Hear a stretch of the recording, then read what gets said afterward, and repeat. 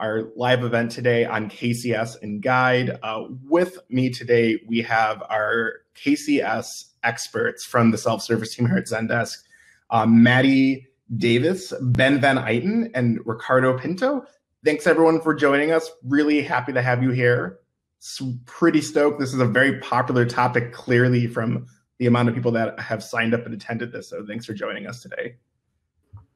Thank you, Devin. We're happy to be here. I can get us started, share my screen. I know we have a lot of folks joining in today who might be asking, what the heck is KCS? What does that mean? Why should I care? So I promise we will start at the beginning, define some of these things for you. Then Ricardo will take us through a little demo of what KCS can look like using Zendesk tools, show you some of our own implementation. And then finally, Ben will talk through some lessons we've learned and some success measures at the end. Sounds great. Awesome. Cool. Well, we'll kick things off by defining KCS. I like to start by just making sure everyone knows that Zendesk did not invent KCS. It stands for Knowledge-Centered Service and has been around since 1992, was created by the Consortium for Service Innovation, which is a group of service and support organizations who are focused on innovation within the customer experience. So this is a nonprofit alliance, groups of people that are coming together to use their collective experiences to improve on our operational models as we know them, including things like knowledge-centered service, or you may have heard of intelligent swarming as well. So we're here to simply share because we love it. It's an integral part of how we do knowledge management and how we've matured our program. And we hope that you will feel inspired and excited the same way we are. So to kick things off, let's define what knowledge-centered service actually is. The first thing to know is that it is an industry standard open source methodology that absolutely anyone can use. You know, we are in the B2B software as a service space, but there are companies out there that you've probably heard of before who are in food service, retail, all kinds of other IT applications as well who are using this product. You build into your agents' workflows. So while your agents are out there every day using knowledge or gaining new knowledge to solve your customers' or users' problems, you can take that knowledge and use it to actually contribute to your knowledge base. And that doesn't just look like new contributions, new things that you're capturing, but can also look like updates or maintenance to your knowledge base as well. So for example, your users can make existing content more accurate or more clear, or can even fix things like typos that come up for all of us. And the last thing I want to call out is that this can supplement a traditional knowledge management program if you happen to already have a centralized team. If you don't, that's okay. It can also totally stand alone. It's actually a great place to start if you're interested in starting to explore self-service and find your low-hanging fruit. So why should you care? Why does anyone do this to begin with? The first great bullet point is use time more wisely. I think we all can agree that we may not have an abundance of time on our hands within our organizations, but I can guarantee that we do all have an abundance of knowledge that's just sort of swimming around in the heads of our agents who are helping our customers every day.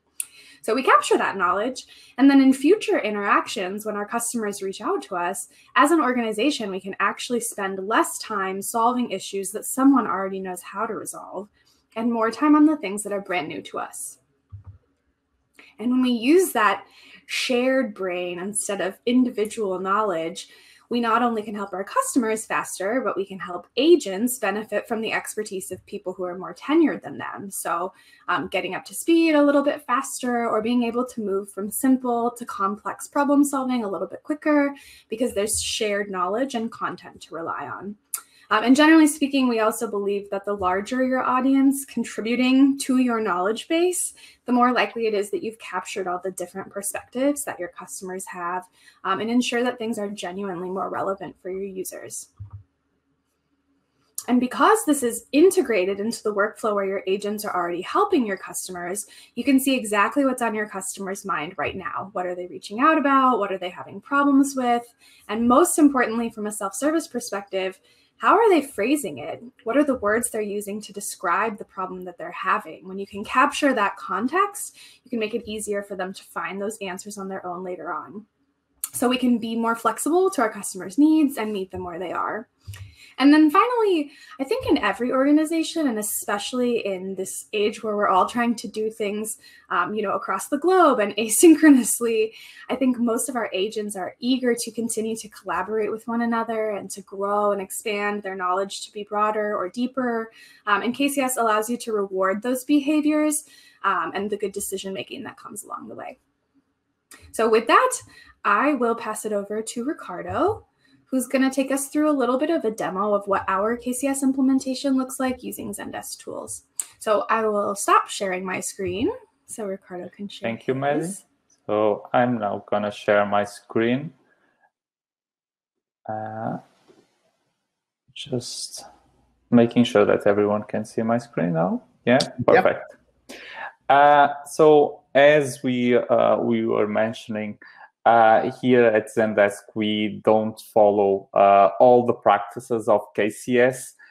So we don't actually call our KCS implementation KCS. We commonly refer to it as knowledge sharing and knowledge sharing program. So you will know that I'm referring to our KCS implementation when I say knowledge sharing. And in terms of knowledge sharing, one of the ways that we allow our agents to do it is by using the knowledge capture app. So the knowledge capture app is this little icon that you see here. It's a feature of guides, and you can use it. You can use it while you're talking to while your agents are talking to customers on tickets. The most common activity that your agents will do with the knowledge capture app is linking articles into the ticket. Linking is basically after you've searched for an article in the knowledge capture app, and after you've found that article, you'll be able to link the article into the ticket. Now, just a heads up that this instance is our training instance, and it's all about cleaning, and that's why you see all these cleaning related words. So about linking, that's it. It's pretty easy and straightforward. But there are other features and other activities that our agents are able to do it.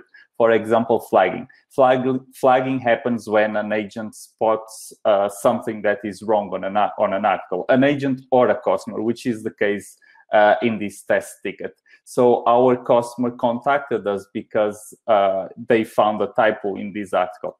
So to flag an article, what the agent needs to do is to open the knowledge capture app and look for the article that is that you want to flag, which is this one. Then once you found it, click here. I already know what's the issue, which is your here. And then click this blue speech bubble, insert your feedback. There we are. And then click send feedback. So once you click send feedback, the knowledge capture app is going to create a ticket, and then whoever is in charge of reviewing the flags will work on that ticket and then update the article on your behalf. So the ticket is just loading, and all the flagged articles, tickets, they have the flagged string into the subject of the ticket, so it's pretty easy to identify it. And that's all about flagging. Now, what can also happen is while you are talking to your customers, you may realize that your knowledge base may have a gap in terms of content, so it's missing something. And in this particular example, our customer contacted us because they were they needed some tips on how to clean that kettle. Myself, I wrote the answer on how to clean that kettle and thought, well, this should be published in our help center so other customers and my colleagues can find the information easily. We can do that with the Knowledge Capture app. So click the Knowledge Capture app and then click the plus button. Once you click the plus button, you will be able to select one of the templates that you have set up. So this needs to be set up by an admin in Guide. And once you select the template, you will be prompted to the article editor. So the article editor will allow your agents to write the article. And we want it to be as easy as possible. So we actually just tell our agents, to simply copy and paste the information that they have in the ticket. So for example,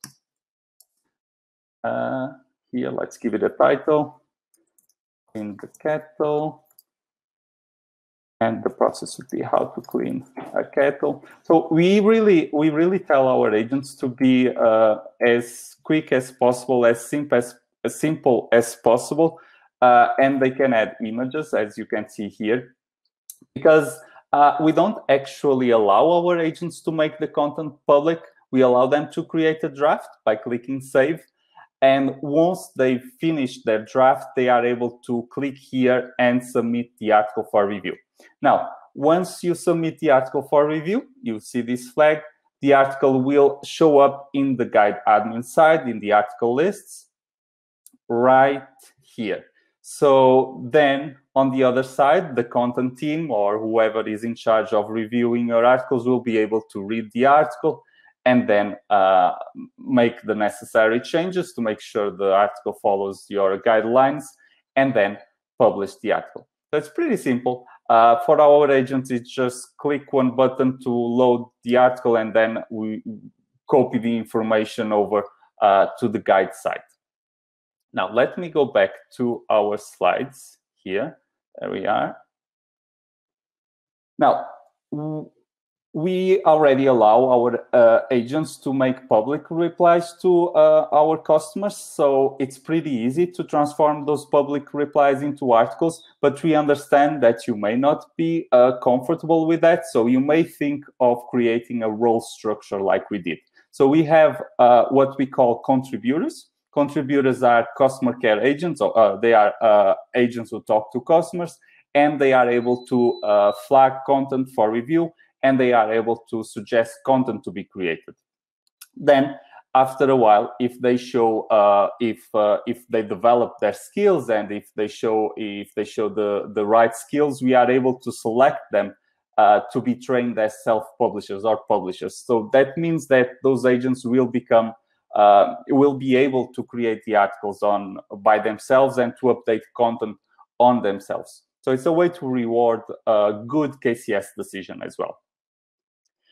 We also have another set of roles, which we like to call knowledge champions. So this is our own lingo. But knowledge champions, it's what allows us to make the bridge between the advocacy team and our own team, the self-service team. So knowledge champions are super KCS users that were trained into all our KCS practices and procedures. They are agents who talk to customers every day, so they know exactly what our customers are struggling with and asking for. They are also agents who are trained by us on how to write an article or on how to update an article. So they know all our writing guidelines by heart. And they basically do all the KCS tasks that their colleagues create by flagging an article or by creating an article. And finally, they also work as an ambassador of our team to their team. They work as a point of contact to them. So they are pretty useful people. They are pretty useful people in terms of self-service related subjects. So it's also a good way for them to get a sneak peek into what it is to work for the self-service team and to have a sneak peek into the self-service world. Finally, you can also establish governance rules. So, for example, you may not want all your content to be editable to everyone. And in our case, all our KCS content is editable by all our agents, but we don't allow them to edit content that belongs to what we call the documentation team, which are those longer articles that explain how to use the product. So for those, we allow them to simply flag with the knowledge capture app. And then we can also have other kinds of content that we don't really touch at all, like policies and legal documentation that we wouldn't simply touch, as it is very, very skilled knowledge. And with that said, I'm going to pass it over to Ben, who's going to talk about what lessons has Zendesk learned with our KCS implementation. I'm going to stop sharing. Yeah, make sure this will work here. All right, so I'm just trying to share here. I ran into some technical difficulties last time. So. On a side note, Ben, I like your background right now. It's very smart. Thank you. Are you guys able to see my screen now? Yes, we are. Excellent. Okay, so I'm just going to talk about some things that Zendesk has learned while going through the KCS process. So the first one I want to talk about, and it's one of my favorite things to talk about, is recognizing value and not just volume. While it is very nice to recognize volume and say, hey, your article's got this many views and things like that, it's really nice to also recognize just really good knowledge sharing decisions. Maybe they flagged an article in a very subtle situation that a lot of people might not have really understood the customer context as well. That's always great. Here you actually see kind of a screenshot of our internal self-service newsletter where we're doing a mini interview with one of our frontline customer service workers and kind of asking them for tips on how they handle knowledge sharing so well. And then here we're just highlighting really that technology cannot get in the way. And what we mean by that is that if you're doing frontline customer service, your day is, a lot of times it can be very hectic. There's a lot of things going on. So if technology or product way of making involvement in KCS or in our case, knowledge sharing difficult, they're probably not really going to have time to do it. So this is kind of why we engage with kind of regular like biannual surveys with our customer service team to kind of make sure that the processes that we've set up are not too arduous or causing problems for them. And we always try to adapt to that feedback. An example I'll give for that is that we also have made it pretty easy to share knowledge on Slack now. If your company uses Slack, there's something called Flow Builder in Slack, and when perhaps that'd be a topic for another time. But there's a lot of things you can do to meet your team where they work. And then here, just highlighting the answer bot performance. That's definitely a way that we do measure success. And it's kind of a constant process where we're evaluating our content and how well it's doing with AnswerBot. For instance, if there's an article that is frequently being rejected through the AnswerBot process, maybe we'll do a deep dive into that article and see if maybe the labels are confusing, or perhaps we just need to align that article better so that it's using verbiage that customers also use. But here you see just a lot of the kind of stats that we use to measure success in that particular avenue. And one of the last things I wanted to highlight is just starting somewhere is very important. With KCS, there's just, if you're starting a brand new implementation, it can be pretty overwhelming and there's a lot of different facets to it. So sometimes one of the best things to do is just to kind of start with maybe just cut the low-hanging fruit. Perhaps there's some repeated issues that are coming up over and over again that your customer service team is solving. KCS should, in theory, be helping you capture that stuff so that your team can save a lot of time. So maybe it's that. Maybe you're just tackling one section of your knowledge base. Well, whatever you can do to kind of dip your toes in the water, so to speak. I just wouldn't worry about just jumping in all the way and just having a fully functional KCS setup. That's a very hard thing to do, so you shouldn't be so hard on yourself. And then lastly, I wanted to talk about some more success measures here. We are able to use the default dashboards in Explore to view a lot of information. There's the knowledge capture and team publishing tabs that come there, again, as a default. You can see who's participating, how often, and what content is being the most engaged with. there's certainly a lot of things that you can learn from this that'll help you out. But if you do have, depending on your Explore plan level and everything, it is something where you are able to do custom Explore dashboards. This is something that our team uses a ton. You're able to kind of track performance by roles. You can segment certain groups of your customer service team, see how they're doing. Or you can also dive in a lot deeper to answer bot and things like that. This has been really successful for our team in the sense that with a knowledge implementation like ours, there's just a lot of custom processes that we've had to add, as Ricardo kind of mentioned earlier. And with Explorer, we're able to track, the tickets that have a certain tag in them and track all kinds of things like that. So Explore is, of course, one of those products where there can be, there is a bit of a learning curve there sometimes. So we definitely encourage you to get more familiar with that if you're going to be working with custom stuff like this. And then with that, I will go ahead and pass it over to Maddie. And so we just have a couple of resources there that we welcome you to take a look at, checking out the Consortium for Service Innovations website or the kcsacademy.net. Great places to start if this is brand new information for you. There's literally, handbooks for how to do KCS on that website. So definitely check it out if your interest is piqued. And I think then we'll move on to questions.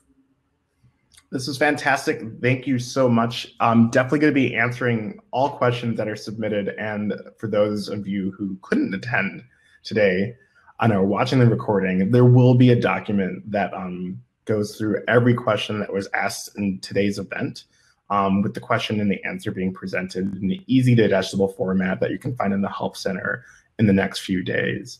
But overall, great presentation. As always glad to have the self-service team here with us, and going to be moving into questions. And then we also might be addressing some of the questions that we received today at a later date as well. So stay tuned for information on that. But thanks, everyone. That was a great presentation. We have another arm on our team that does proactive and automated support that is 4 people strong. And then our actual KCS implementation, as far as participants go, is I think we are at just under 200 support agents globally. So each of those, it's somewhere between 150 and 200. Each of those folks is trained from like week 2 on how to participate in these processes. And I will actually say that flagging in particular is something that flagging and linking are 2 things that our team is really great at doing. Our advocates are really generous with their feedback via flagging and confident sharing suggestions for clarification or additions to content that really help build it up. That said, I really think the answer to a question of like how many resources do you need to maintain content is really dependent on how invested your business is in self-service today. For example, we have something to the tune of like 14,000 articles, I believe, in our Help Center today. And as you saw, there are quite a few teams that generate content, not the least of which also is the community team who helps run events like this here today. So I really think a lot of our growth on the team has been because we've been able to start to show the value of self-service through things, of course, like, I think AnswerBot or any chatbot really is like one tangible way to show that content is solving problems. I think utilization as far as, page views is like just one way to measure it, but it is a good way to show that customers are looking at different parts of your product or solving different issues within those areas. And one thing we didn't really get to touch on today, of course, because our KCS implementation is a bit mature, but especially for people who get started with this, you are bound and determined to uncover some extra time. When you start to capture your low-hanging fruit, you'll see quite a big change in resolution time, making things available both to your customers or users and to your agents to help them solve those issues faster too. And of course, resolution time is something you are also, of course, able to track within support and Explore too. I know that's probably, I don't know if I'm answering Thomas's question or not. So Thomas, feel free to ask something different in the Q&A if that does not answer your question. I kind of answered this one, and sorry I'm dominating the answers here to Ben and Ricardo, but How many people are on your self-service team and what are the different roles? I would say at the moment we are 10 strong, 9 strong. That number is growing. And we also consider the community team sort of a dotted line from our team, all as part of the self-service experience for customers. So that makes us more of like a team of 13. So. Cool. I don't know if Ben or Ricardo want to take the next one. Using the KCS model, how does one practically maintain content? In our case, about 1,100 articles, especially when there are product or design changes, and all articles need to reflect this change.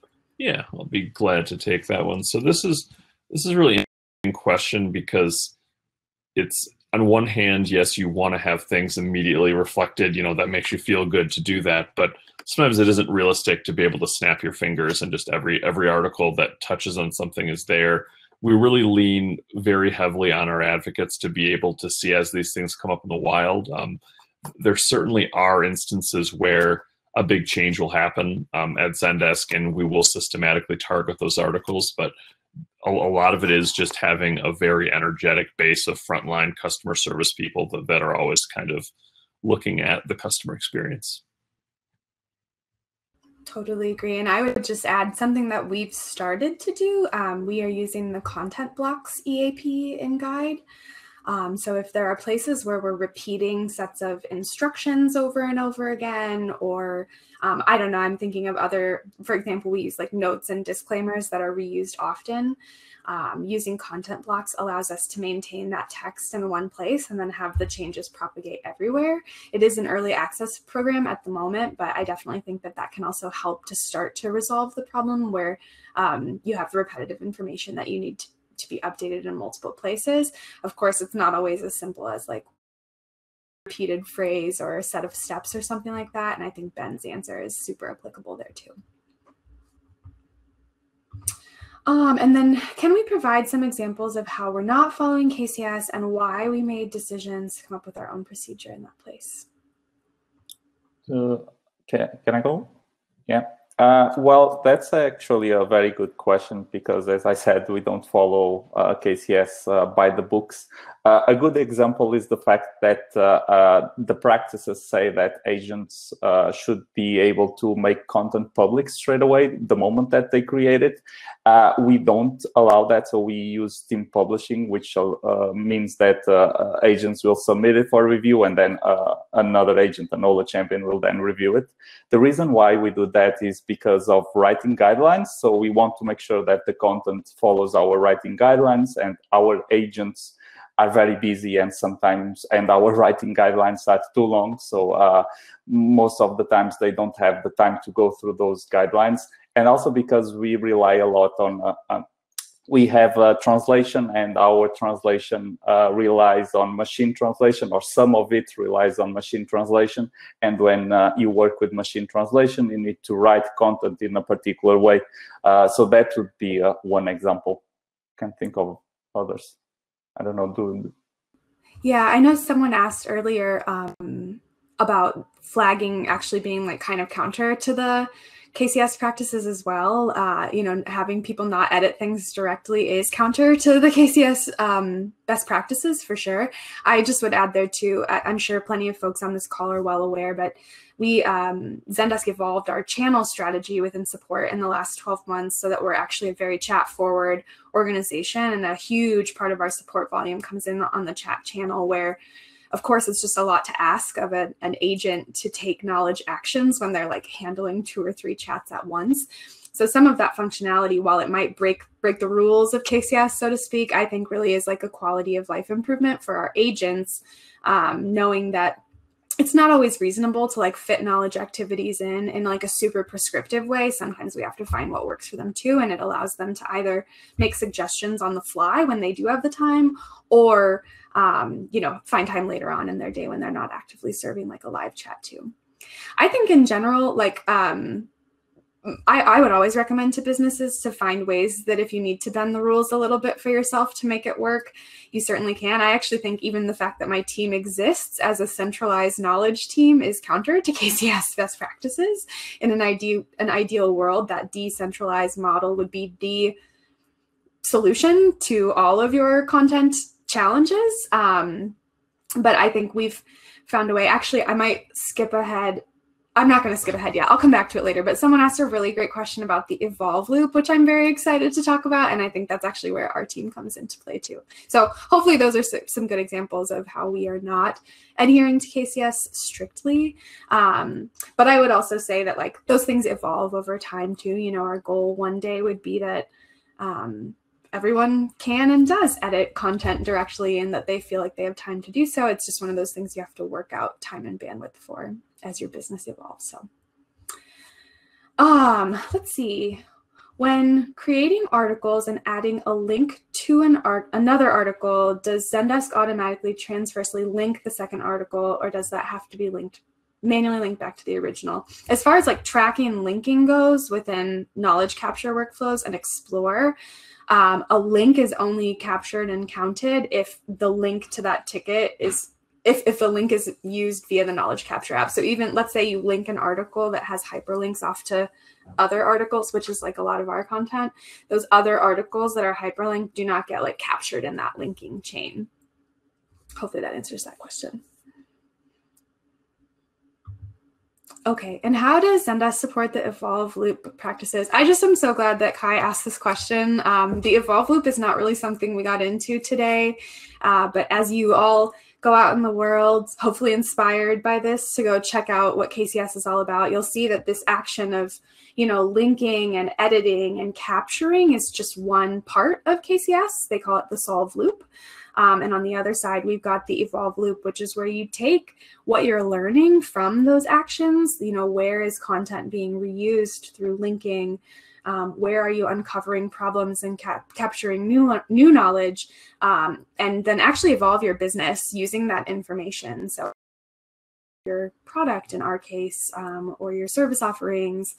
So I would just call out that my team spends a lot of time reading through tickets, not just to look for like missed opportunities to complete the solve loop, but to also understand where themes and patterns emerge.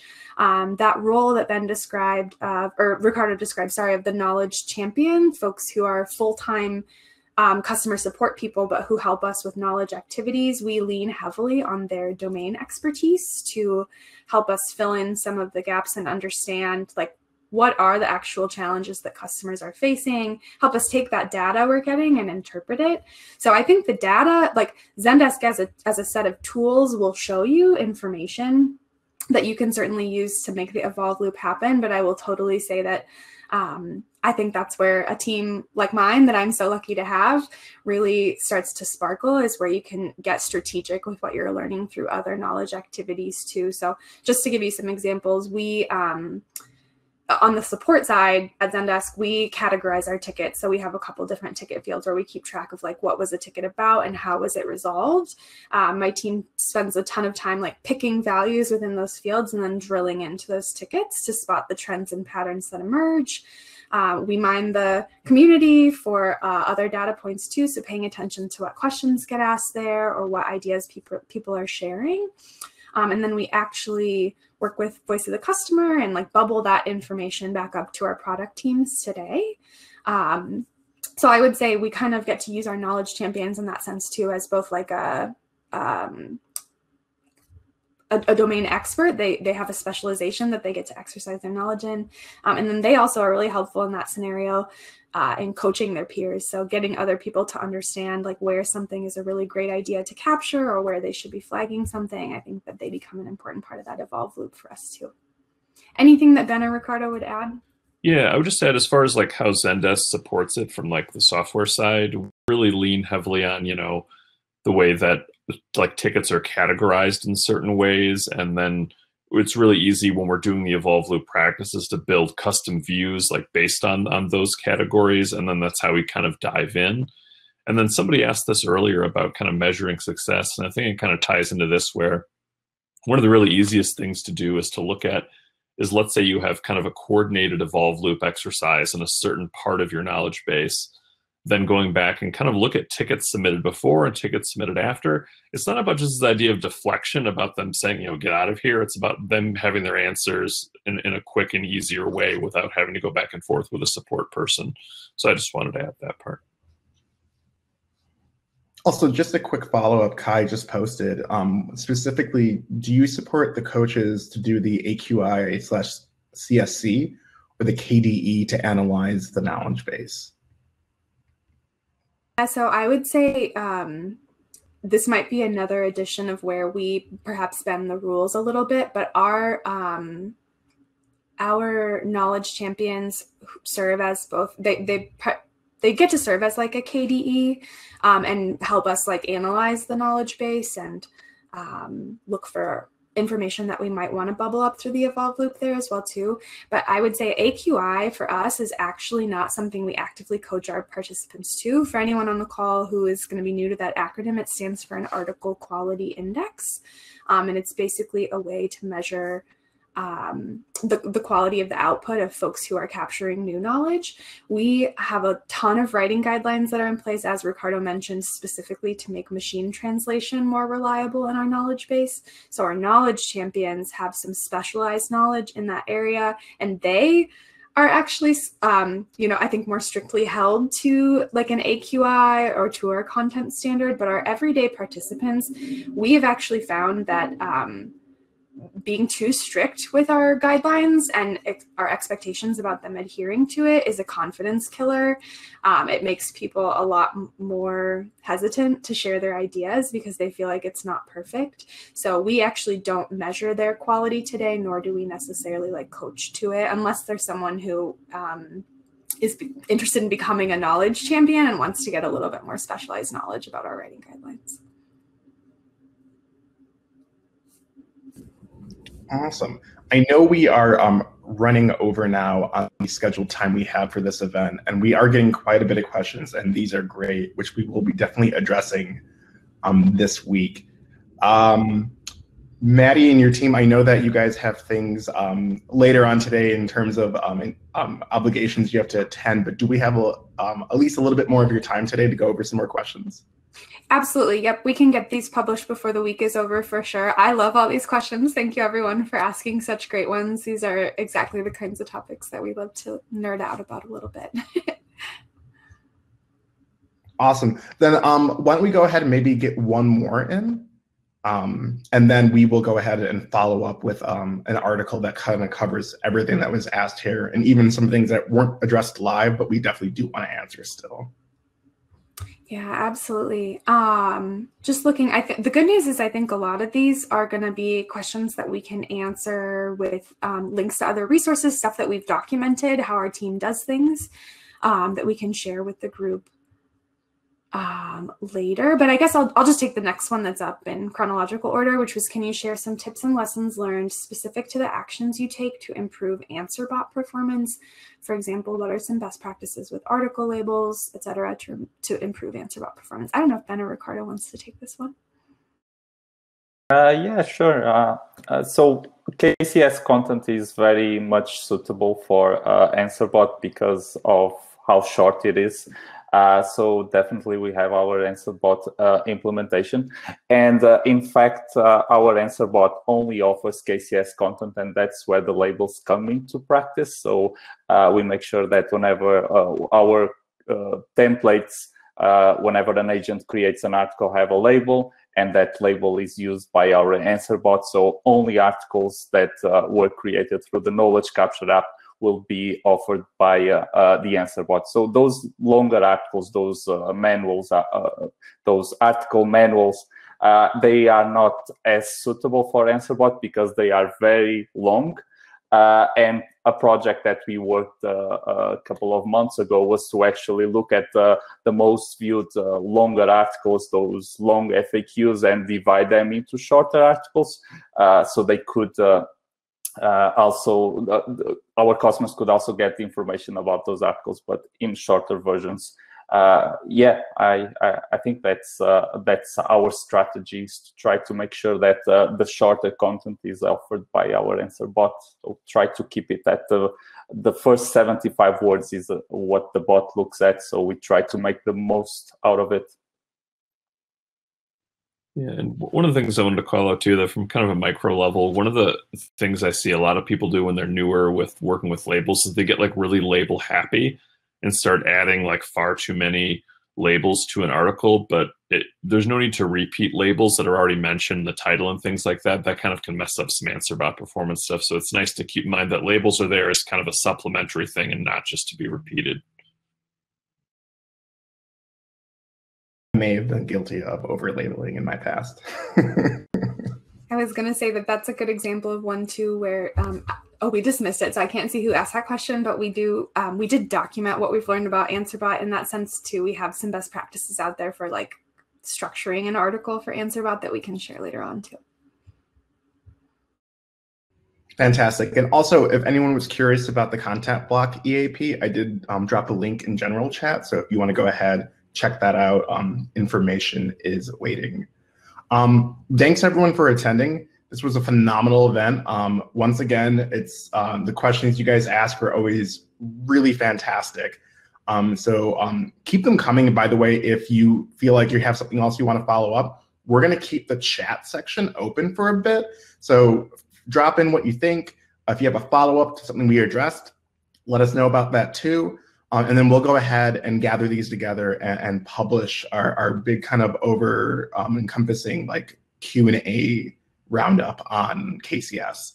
But again, thanks for coming. Thanks for our international crowd who came from all over the world to learn about KCS. And special thanks to, again, the self-service team here at Zendesk. Ben, Madison, Ricardo, you guys are such rock stars in this field. So really glad to have you for this event.